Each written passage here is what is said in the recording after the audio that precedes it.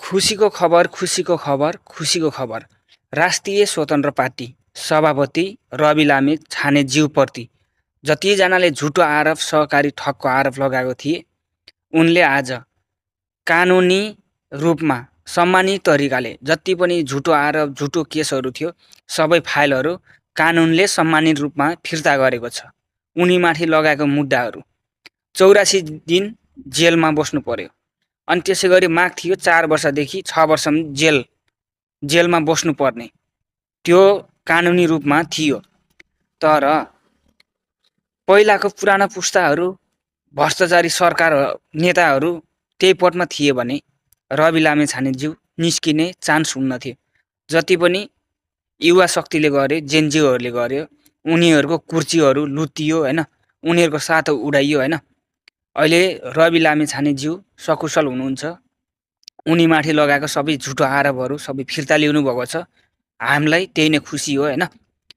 अनि अर्को कुरा, यत्रोको 48 दिन त जेल सजाय कटाउनु भयो हैन।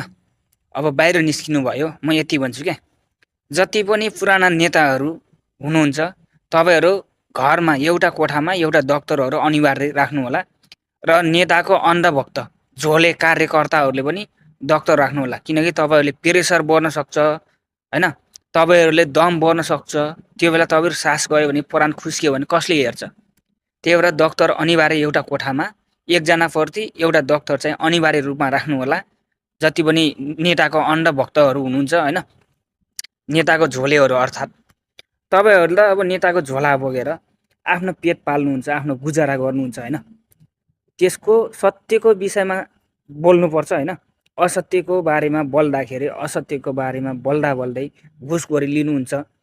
त्यो घुसखोरले तपाईको मात्र हानिकारक हुन्न के, तपाईको घर पुरै फ्यामिलीले पनि असर पारेको हुन्छ। र अर्को कुरा सोच्नुस्, अब नेपाल सरकारको काम छैन, यो कानुनी रूपमा पनि काम छैन हैन।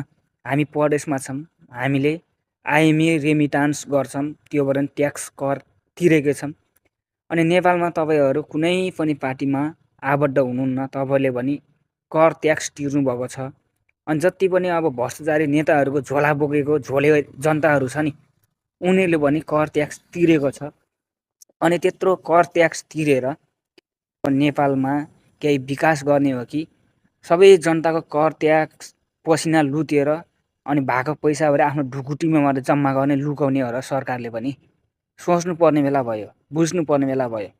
कति झोला मारे बोकेर हिँड्छौ भ्रष्टाचारी सरकारको? अब सत्यबाट आउनु पर्यो। जति गर्यो असत्य गर्यो हैन। रविले झुटो आरोपमा जेल हाल्यो।